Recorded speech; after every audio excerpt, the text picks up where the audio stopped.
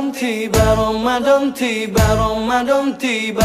Marhaban ya Ramadan, marhaban ya Ramadan, marhaban ya Ramadan, marhaban ya Ramadan. Ramadan tiba, Ramadan tiba, Ramadan tiba. Marhaban ya Ramadan, marhaban ya Ramadan, marhaban ya Ramadan, marhaban ya Ramadan. Ramadan tiba, semua bahagia, tua dan muda bersuka cita. Bulan ampunan, bulan yang berkah, bulan terbebas api neraka. Andaikan saja Ramadan semua, bulan yang tiba, bulan yang ada, karena besarnya setiap pahala yang dijanjikan kepada kita. Marhaban ya Ramadan. Bismillahirrahmanirrahim. Assalamualaikum warahmatullahi wabarakatuh. Innal hamdalillah nahmaduhu wa nasta'inuhu wa nastaghfiruh wa na'udzu billahi min shururi anfusina wa min sayyiati a'malina. Man yahdihillahu fala mudhillalah wa man yudlil fala hadiyalah. Asyhadu an la ilaha illallah wahdahu la syarikalah wa asyhadu anna Muhammadan 'abduhu wa rasuluhu, amma ba'd. Para penonton yang dirahmati Allah Subhanahu wa taala, bertemu lagi kita dalam segmen hadis yang mana fokusnya menjelaskan tentang perkara-perkara sunat yang perlu kita kerjakan sepanjang bulan Ramadan. Dalam siri-siri yang lepas kita telah mendengar tentang kaedah macam mana kita nak gunakan, nak kerjakan ataupun nak bandingkan antara ibadat-ibadat yang mana sebahagiannya dikategorikan sebagai ibadat yang fardu dan sebahagian yang lain adalah ibadat yang sunat. Baik, sepanjang Ramadan ini, perkara sunat adalah sangat banyak. Pintu-pintu kebaikan yang tersedia, yang Allah Subhanahu Wa Taala tawarkan untuk hamba-Nya adalah sangat banyak dan pahalanya juga berganda-ganda. Maka antara perkara yang sunat ialah kita mengerjakan ibadat yang dikenali sebagai sahur dan ibadat berbuka puasa. Baik, sebagai mukaddimah, sebagai pendahuluan, Allah Subhanahu wa taala menyebut bahawa ya ayyuhan nas, wahai manusia, antumul fuqara'u ila Allah wallahu huwal ghaniyyul hamid. Wahai manusia, kamu semua adalah fakir. Kamu semua adalah manusia, hamba-hamba yang memerlukan kepada Tuhannya, kepada Allah. Dan Allah itu maha kaya, tidak perlukan hamba-hambanya dan dia maha terpuji. Daripada ayat ini, dapatlah kita faham bahawa kita adalah manusia dan hamba yang lemah. Dalam mengerjakan ibadat, maka Allah Subhanahu Wa Taala bukanlah tujuannya untuk membebankan hamba. Walaupun Allah Subhanahu Wa Taala perintahkan kita untuk berpuasa, yang mana konsep puasa ini kita menahan diri daripada segala perkara-perkara yang membatalkan puasa. Sama ada dalam bentuk makan, minum, ataupun mendatangi isteri dan sebagainya, ataupun perkara-perkara pembatal yang lain. Bukanlah tujuan Allah Subhanahu Wa Taala untuk menyeksa kita ataupun untuk melihat kita terbeban. Tetapi di sana ada hikmah. Allah nak melihat keadaan hamba ini menzahirkan keperluannya kepada Allah Subhanahu Wa Taala. Jadi semakin kita tunjukkan keperluan kita, semakin kita menunjukkan kelemahan kita ke hadrat Allah Subhanahu Wa Taala, maka di situ dia semakin sayang, dia semakin suka.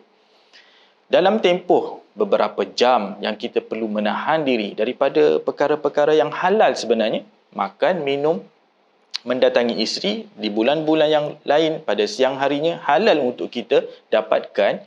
Tetapi dalam Ramadan ini, sepanjang 30 hari ataupun 29 hari ini, kita diperintahkan untuk menahan diri seketika. Sekitar 10 jam ataupun 12 jam, berbeza-beza mengikut tempat. Maka di situ, dalam tempoh yang terhad itu, kita diperintahkan supaya menahan diri daripada makan dan minum dan mendatangi isteri. maka apa yang jadi pada badan kita, kita akan merasakan makin lama makin lemah. Maksudnya daripada pagi mungkin kita akan rasa kuat, tapi sampai ke petang kita akan rasa lemah. Maksudnya kudrat kita semakin lama semakin menurun. Maka para penonton semua, dalam Islam, Nabi SAW tunjukkan kepada kita beberapa pelaksanaan ibadat yang mana jika dikerjakan bersama dengan puasa itu, maka pahalanya akan lebih bertambah.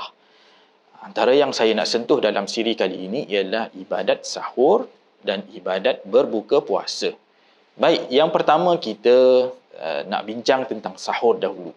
Nabi SAW bersabda, Tasahharu fa inna fis sahuri barakah. Suatu hadis daripada Anas bin Malik radhiyallahu anhu yang dinyatakan dalam sahih Al-Imam Al-Bukhari dan Muslim, iaitu Nabi perintahkan supaya kita makanlah sahur. Makanlah sahur. Kerana pada makan sahur itu ada keberkatan. Jadi Nabi perintahkan kita. Jadi bila perintah sahur ini, walaupun kita tak kata ia wajib, tapi ia suatu perintah yang sangat dituntut. Dan Nabi nyatakan kenapa kita perlu bersahur. Kerana Nabi kata ia ada keberkatan. Apa keberkatan itu disebut secara umum saja. Jadi seolah-olah itu suatu keberkatan, suatu hadiah, suatu bonus yang mana masih samar lagi. Sebenarnya para penonton semua, jika kita perhatikan di situ, bila kita makan sahur, maka kita seolah-olah mendapat satu charge, kita dapat suatu persediaan sebagai bekalan dalam keadaan kita mendapat tenaga sebelum menghadapi tempoh menjelangnya fajar sehinggalah terbenamnya matahari. Jadi bila kita bersahur, maka seolah-olah kita telah memberikan hak kepada badan kita. Dalam tempoh 12 jam yang mendatang, maka kita ada satu persediaan dengan kita makan sahur. Dan keberkatan itu, keberkatan pada kesihatan, keberkatan kepada pelaksanaan ibadat. Jika kita tak bersahur, kemungkinan Ramadan itu kita akan lalui dengan rasa lesu, lemah, tidak bersemangat untuk mengerjakan ibadat. Maka itu tidak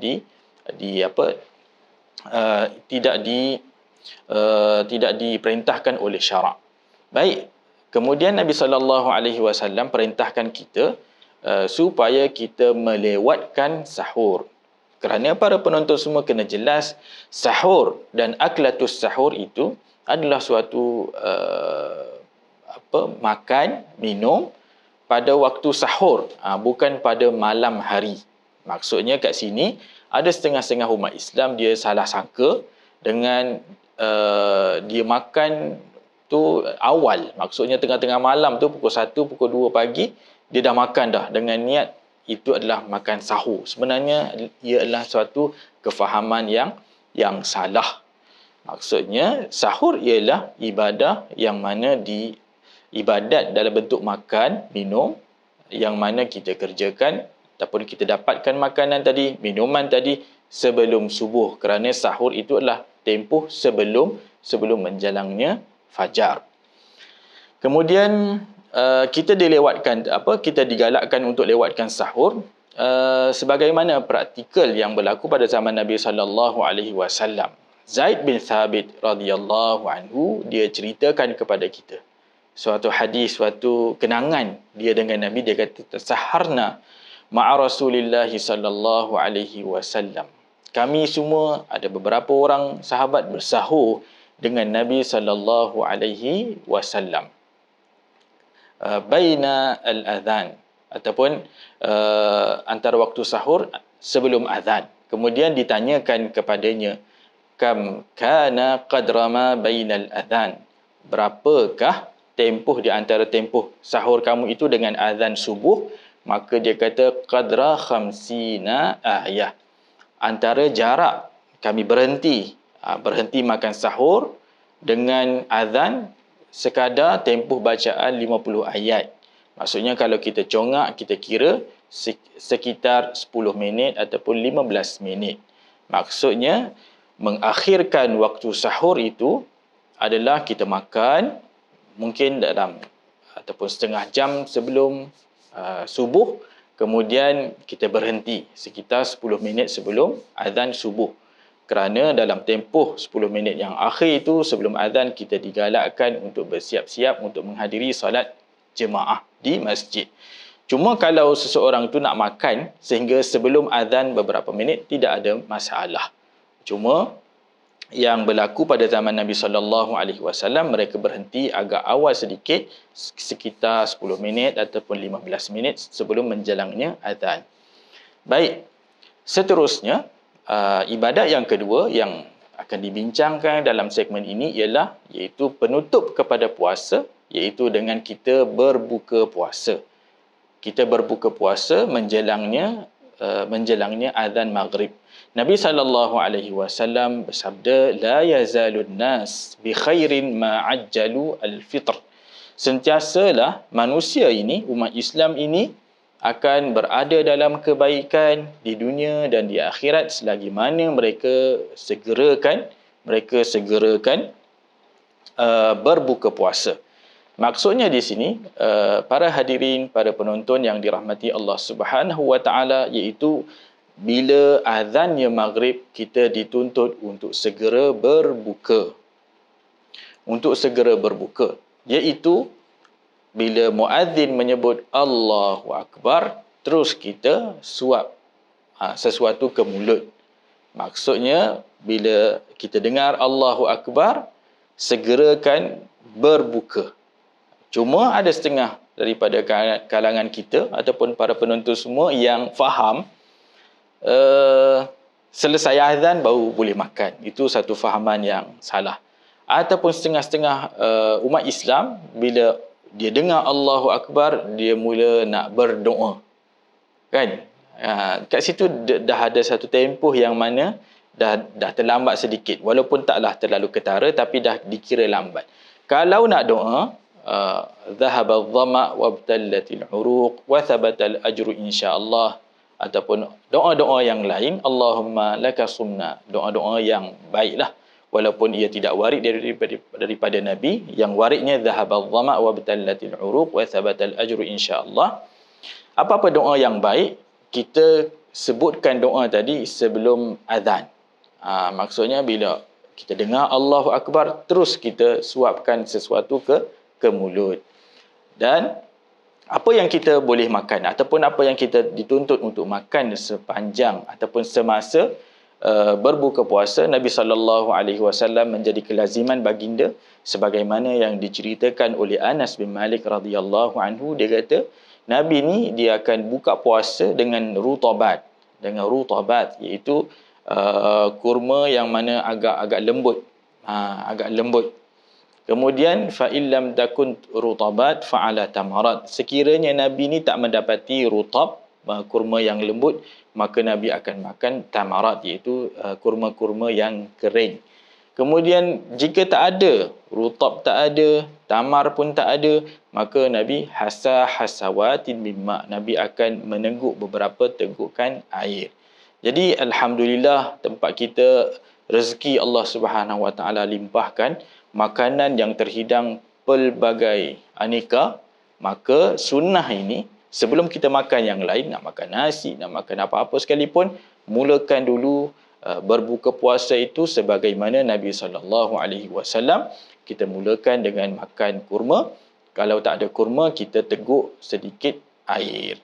Jadi para penonton yang dirahmati Allah, itulah antara sunnah-sunnah yang utama untuk kita kerjakan sepanjang bulan Ramadan ini, iaitu bila kita makan sahur, hendaklah kita lewatkan sehingga menjelang subuh. Kemudian kita dituntut untuk segerakan berbuka menjelangnya Allahu Akbar. Apabila azan maghrib dikumandangkan, terus kita berbuka, jangan ditangguh-tangguhkan, kerana Nabi SAW janjikan kebaikan untuk orang yang berbuat sedemikian. Dalam tempoh di antara sahur, di antara berbuka, sepanjang itu banyak lagi pintu-pintu kebaikan, banyak lagi sunnah-sunnah yang lain. Tetapi dalam siri kali ini, memadailah saya nyatakan hanya dua contoh saja, iaitu kita segerakan ataupun kita lewatkan sahur, kemudian kita segerakan berbuka puasa. Jadi dalam siri kali ini saya rasa setakat itu dulu. Aqulu qawli hadha wa astaghfirullahal azim li wa lakum. Assalamualaikum warahmatullahi wabarakatuh.